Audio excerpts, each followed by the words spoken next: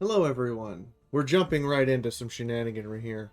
On a search for missing colonists uncovered an ancient projectile weapon near the epicenter of the affected area, and its casing had recently been removed. From samples found inside, we have ascertained that it held a bioweapon that causes extreme rapid genetic change, including de-evolution. Knowing this, we were able to spread into the surrounding area and find what was left of the colonists. Their biology completely changed by this process.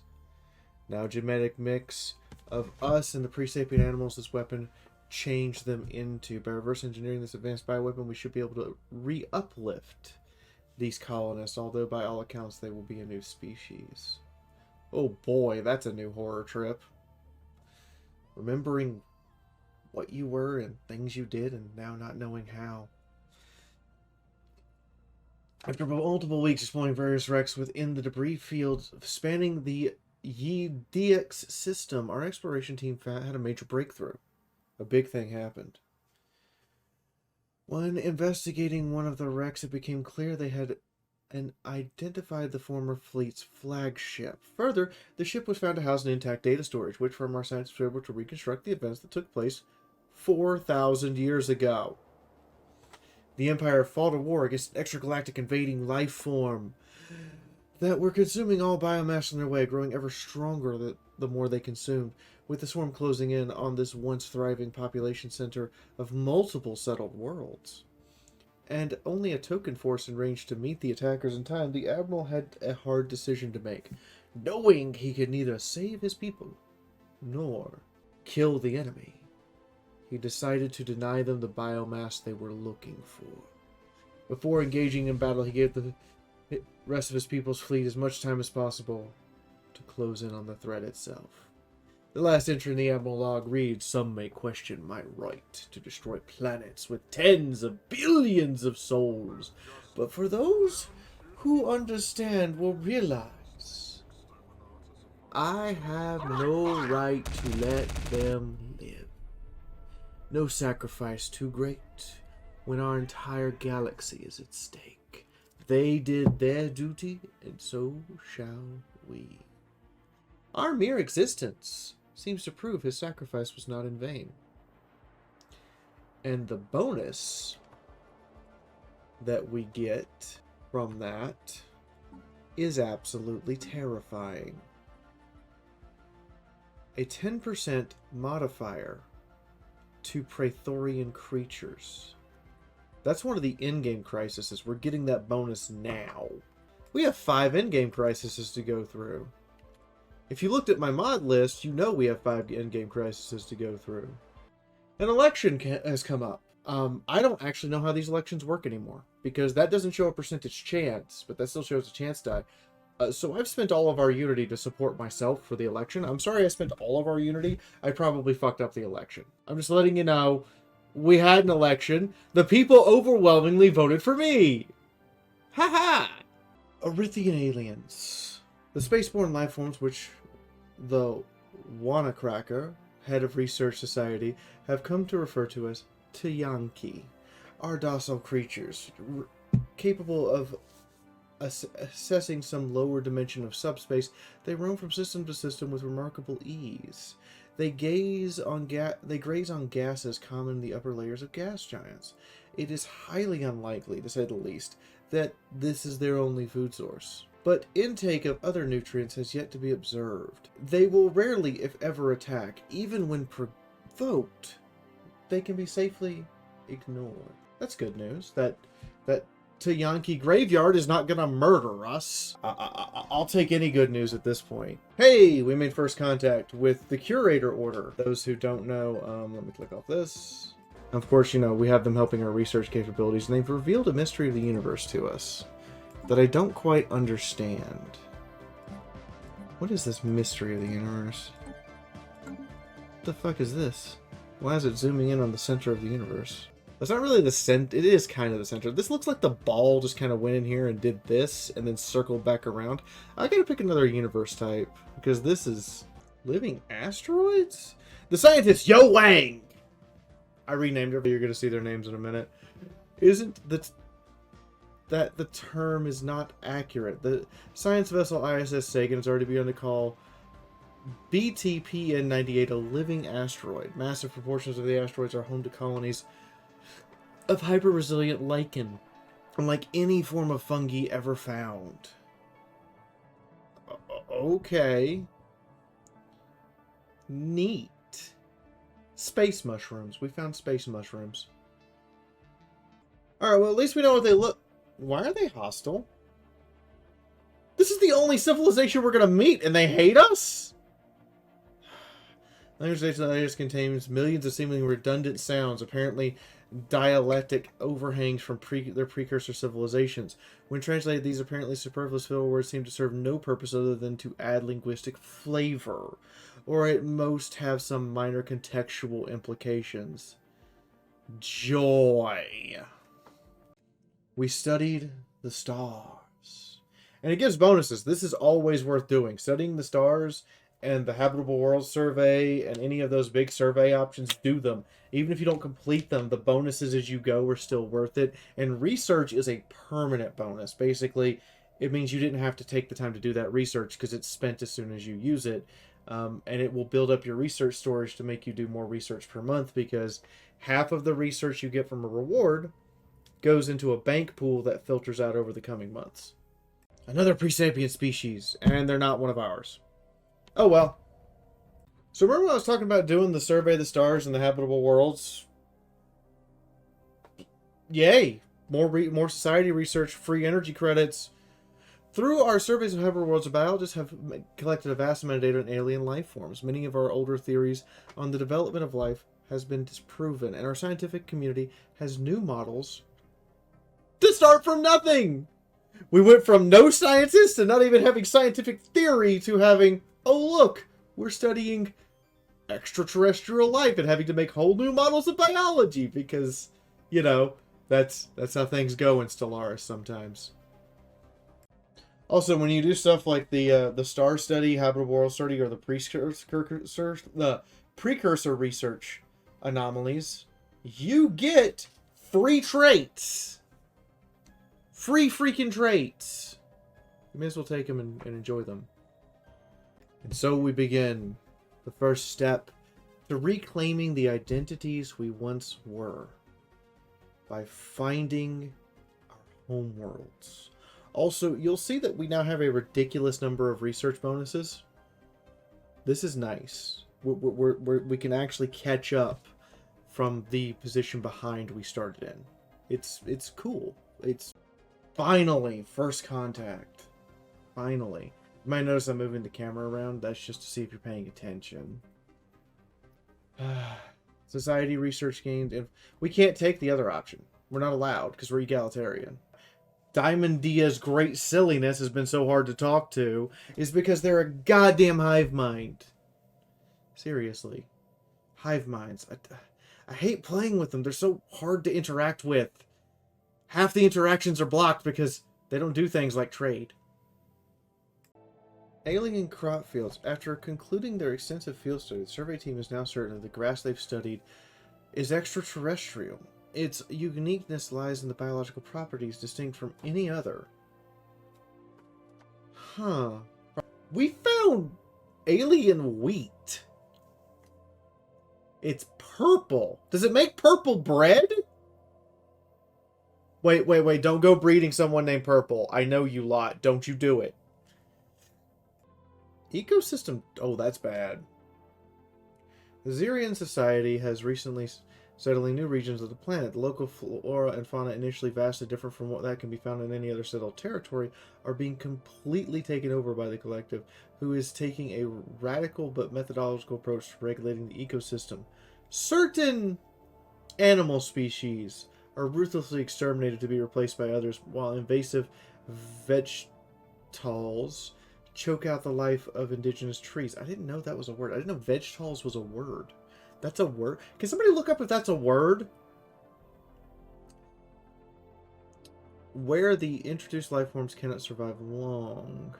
We believe that they shall soon find a way to make these obstacles, and eventually the whole world will be uniform, presenting optimal conditions for the collective to thrive in. So this is the primitives we're observing, who are actually a hive mind. So yeah, I'm dealing with nothing but hive minds and fallen empires who hate that I exist. That's where we are. We're dealing with hive minds, fallen empires who hate us. We have no friends. I told you we were right to be wary of the universe. Star studies complete. We have finally finished the studies of the different types of stars. A special research group has formed to further analyze the collected data. The group should focus on furthering our understanding of the physical process that happened in the star's cores. However, one of the science officers suggested that their time could be better used to fine-tune our power plants. I say we push the limits of science. Science! Button! Press! Giant tower. From the depths of the giant gas tower emerge a colossal, more captivating in the city ruins perched atop the growing spire with villages clinging previously to its side. What? There's a city and a gas giant? That shouldn't be possible. We have done an exchange of deceased members of society back and forth between ourselves and the Great Diamondia silliness. We should begin our studies. Yes? I think we should. I mean, after all, what better way to kill them later? I mean, understand them medically. And we found a holy world. What do you want to bet it's to that fallen empire? Probably. We have managed to explore nearly all the caverns, and what we found is unprecedented. With the various vaults and galleries, we have found hundreds of artifacts preserved within an inert atmosphere. The archive potentially contains materials from thousands of cultures and worlds across the galaxy. The collection of priceless artifacts could be a boon to researchers studying cultures that have long since been extinct. However, many collectors are also interested or willing to pay large sums. No, this is for us to study. This is for us to understand and comprehend and be able to use for science. Because science is the only way we're going to win, not money. So all of that, up to date on what's been going on, how I fucked up the election and everything, we now come to this. And we're going to see what happens here. It says, we've come a long way since the claiming of our freedom. The ship we arrived on crashed and is stripped of everything. And our technology has advanced to the point where we know there are few secrets still remaining. But we'll never forget the sacrifices of the past, nor the cost of Mikhailio and their death. The crashed slaver ship will be converted into a public memorial, commending the birth of our new nation. So this also converts all of our bad infrastructure. So this is why you don't want to change this. You want to suffer through it. It's going to convert all of our bad infrastructure to some other type of infrastructure. And it's going to give us a bunch of engineering, minerals, consumer goods, and alloys. As well as permanently provide 2 culture shocks. So, our 2 culture workers. So let's see what this does. Oh, memorial for the unshackled. Yeah, here it is. Okay, so if I hit this button, it takes 900 days. And now for the kicker, our homeworlds. Where are they? We seem to have found them using star charts. And now we shall answer that question. Homeworld 1 is located here in Lasak. Good morning, everyone. What you just seen is a recap of all of the things that happened off recording.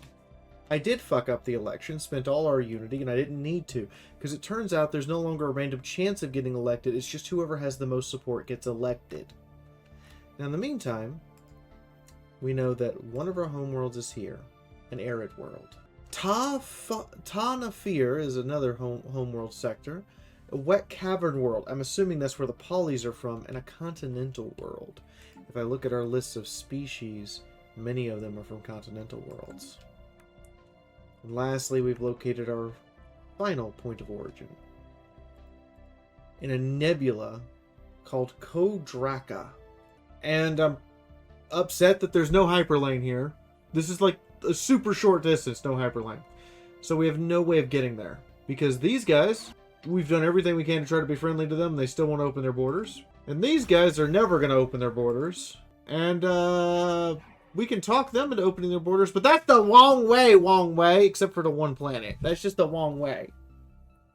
So we're going to now set our goals for this playthrough. Right now, while we're talking, we know the bastards who enslaved us are located here in Cador, on the farthest edge of the system away from us. We don't know why they brought us here, but we suspect it was to be laborers and research assistants because of how many of us are hyper intelligent now.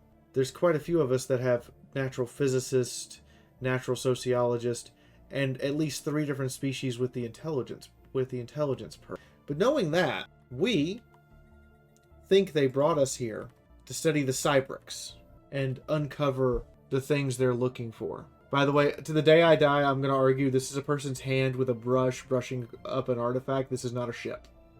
I know that there's like another image of this going around where this is a ship going down to a planet. I'd cast out. Anyway, they brought us here to research the Cybrix. So we're going to research the Cybrix and take it. More importantly, our first goal, find these bastards and end them. Total slaughter, total slaughter. I won't leave a single man alive.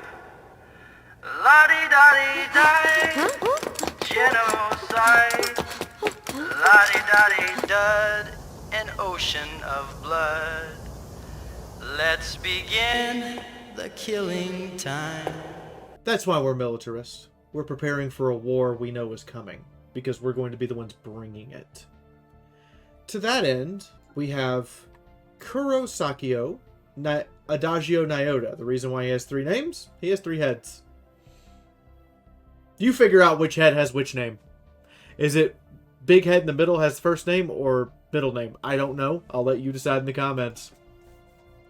Paulus the Mad Squid Lad. Yo Wang. I'm sorry, I'm not changing his name. His name is Yo Wang. Yo Wang. We have SC Smooth. Currently our Minister of Defense and Head Admiral. We have Final Sight Squiggy. Every time I get a Hydra leader, I'm going to give it 3 names because it has 3 heads. And clearly, you have to talk to all of them. We have King Bronze, and the reason why this scientist is named King Bronze is because they have a bronze head. Don't judge me. Lilith the Crow, Master of the Shinies. And the reason why they're Master of the Shinies is because they now have level 2 private mines. Man, they know how to mine. Get them shinies. We have Pony Chick the Squiganeer, and this is actually an octopus. I call them Squiganeer just to annoy you. Octopuses might actually be aliens. Like, that's an actual thing. It's on screen now. Octopuses might actually be aliens. This makes too much sense. Lastly, we have an unnamed person. Which means commenters, you have a chance to grab a name. And it's the person who came with the emotional support pet. And this was really funny. Immediately after Yo Wang brought the emotional support pet on, I got an event where me as leader could adopt an emotional support pet. So I did. Apparently we all want space doggos. So if you watch this video today and you're on my Discord, link in the description, I would ask that you post a picture of what you think a space doggo looks like. Now, I did remember that I got a bunch of terraforming notifications and couldn't figure out why we only had 1 terraformable planet, and I did figure it out. Just when things start looking up, just when things start looking like they might go our way. You want to see what all those terraform notifications were? Toxic worlds, which are nightmares to terraform. You not only have to have terraforming technology, which we rushed, you also have to get a Ascension perk, and they're going to have some of the worst, most horrific blockers. Which blockers are these things here, like impassable mountains, or active volcanoes. Well, they're going to have those, but they're worse. Because not only do they inhibit you from getting certain districts, they also provide negative problems to the colony. So, like, this is not a happy place. And get the rest of these systems claimed. You guys did verify for me in the comments. You did do that.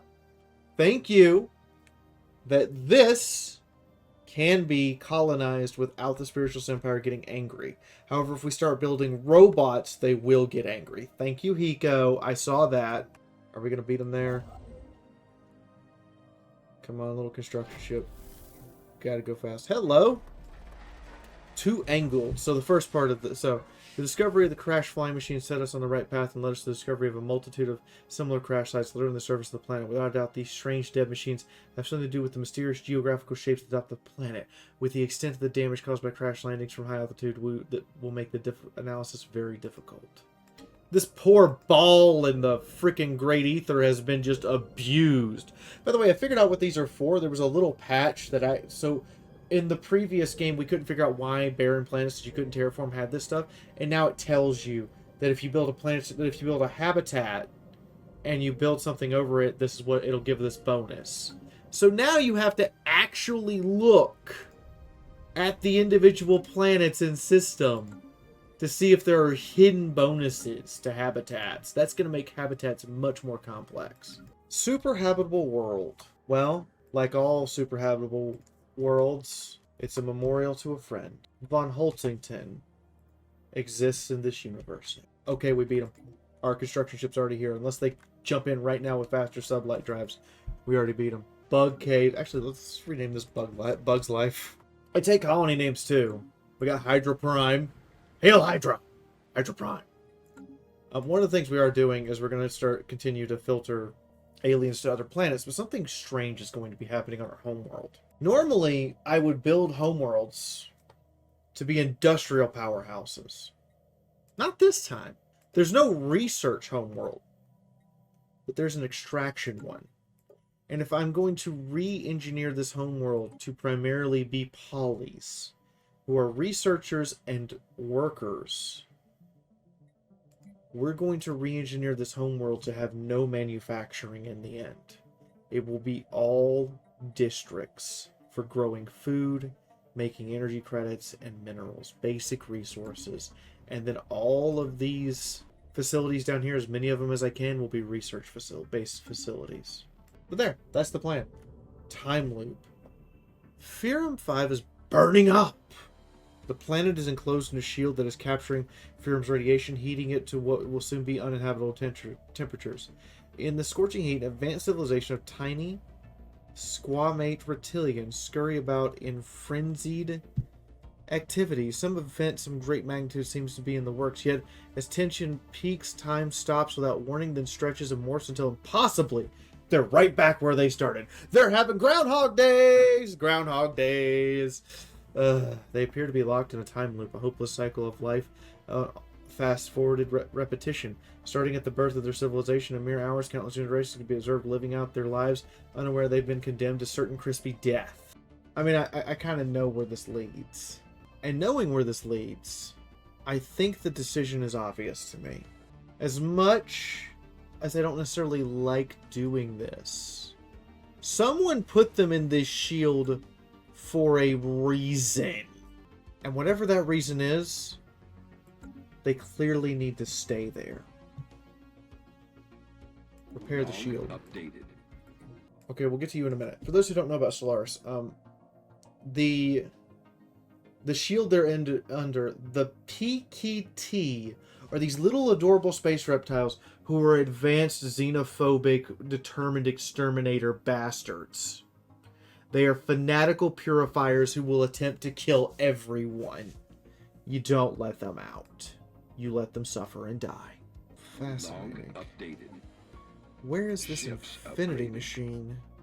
So, the other thing about Stellaris, it's inside of that black hole, is you can tell what crisis or crises you're going to get long before they show up. How? Infinity machine. I now know the contingencies here. The Platorian Scourge has already shown up here. So I already know they're coming. I already know they're coming. Which means, yeah, we're going to have 5 crises, by the way. 5. If you look in the mods list, you'll see the spoilers for what 5. As a matter of fact, because of 3 of my friends, one of which is in this game, and I wish the other 2 would leave a comment so I could include them as well. One of the mods specifically adds a crisis for a game they particularly like. Now, hit the like button. Do it. We need 20 of them if you want this series to continue. You gotta keep hitting that numbers. You gotta keep hitting them numbers. You gotta keep showing up and keep hitting it if you want to see where the story ends. The story only keeps going so long as you decide to keep participating. Anyway, back to what we were doing. Construction. Color of science? What?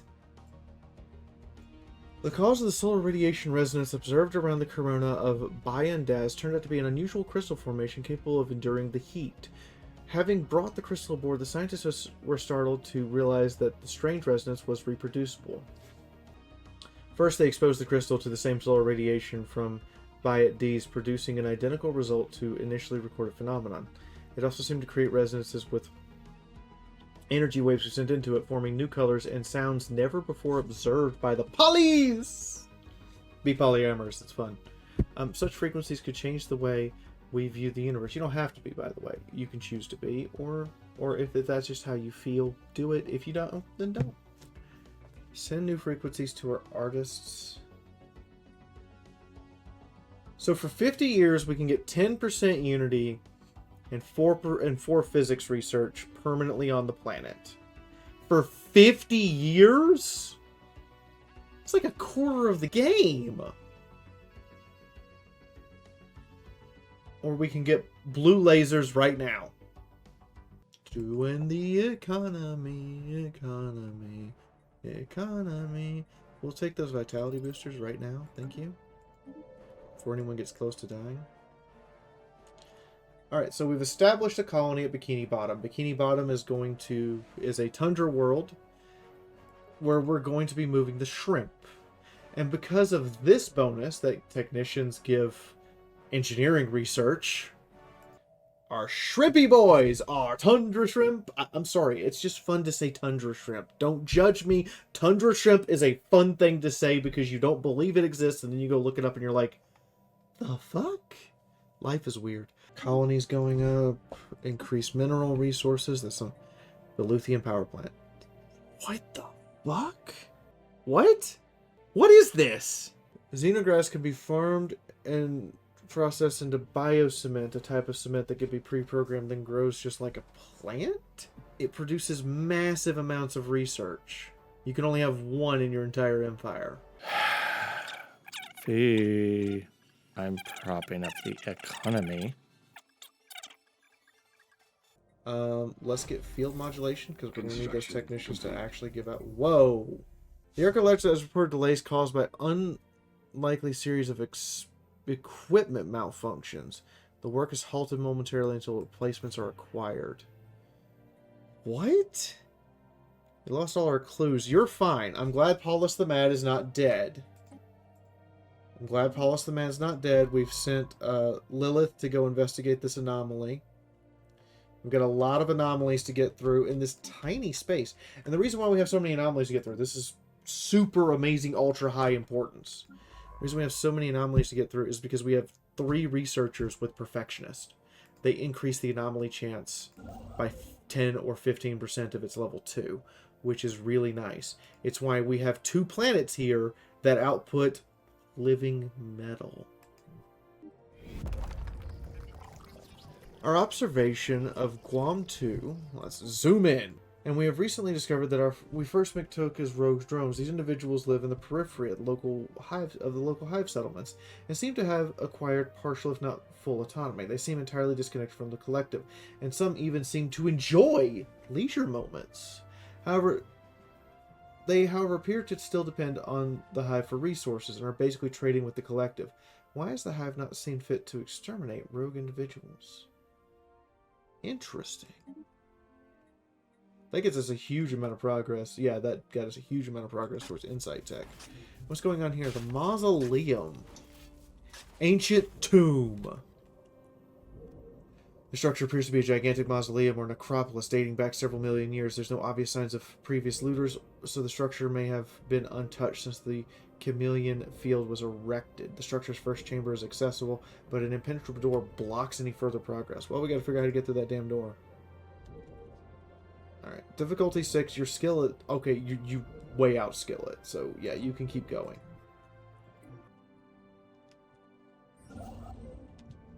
The signal. Recent solar winds have stripped away part of Biandizat's 8A's atmosphere. 8A? Are you a moon? You're a moon.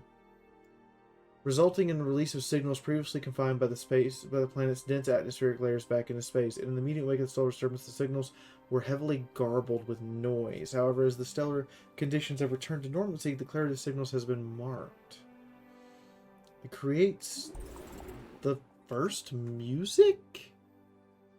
I've never seen this before!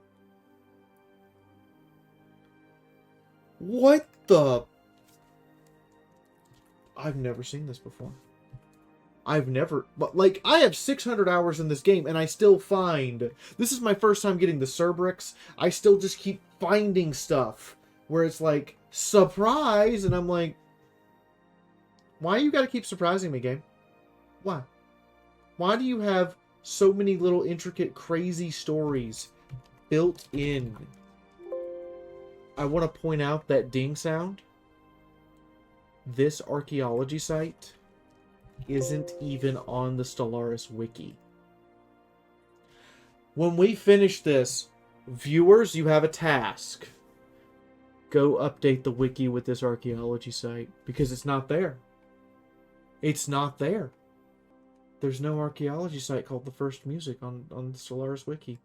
I wanted to look it up and see what was there, just so I could see, maybe have some insight knowledge. Apparently no one has found this yet. We've made an actual discovery. Not just in terms of playing the game and our species / empire making discoveries. We've made an actual game discovery of a new facet of this game. We need the influence.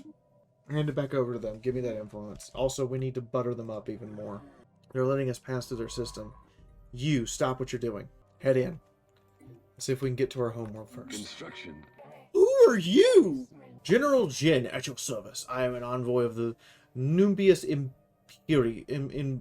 Equilibrium? Norse. I can't even pronounce this. They call themselves the Equilibrium. I have been sent to defend those in need and help you bring an end to tyranny. Accept my oath and I shall put my arms at your service.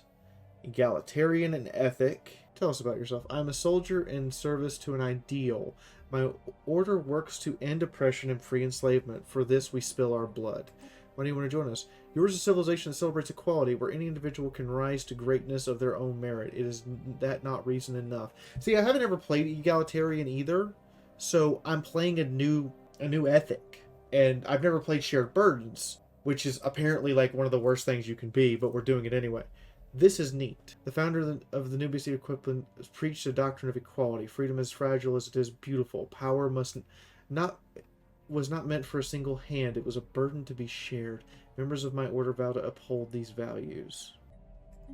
Yeah, we have room. You're in. Benothian power plant research. We're not going to research robot workers. We're not researching robot workers. This is important. Listen, we're not doing this because if we get robots, this fallen empire is going to come tell us to get rid of them or kill us. That's literally the threat. But we are going to go ahead and snag destroyers. Carefulness or bombardment damage, army disengagement chance, reduction, hostility. We already have a counselor with hostility. Having it again would be kinky. Starbase is going... Oh no. Ruler election. Apollos the Mad is somehow ahead of me in the polls. Well, that's going to be it, everyone. Hope you've enjoyed this session. I've had a good and wonderful time with all of you. And I hope you have too. Now, all of these people make this possible. This is actually about 4.5, 5 hours of footage cut down to 30 minutes. For you guys to enjoy the nice, crunchy, good bits. Instead of the boring bits with me sitting here tweaking the economy and fixing the pops and doing a little micromanage stuff. Come on, it's $1.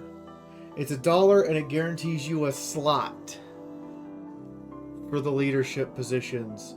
Because I've made a list and I check it twice to figure out who's naughty and who deserves to be on the list immediately because you gave me money to keep doing this. In the meantime, I'll see you all on stream later today. Good morning!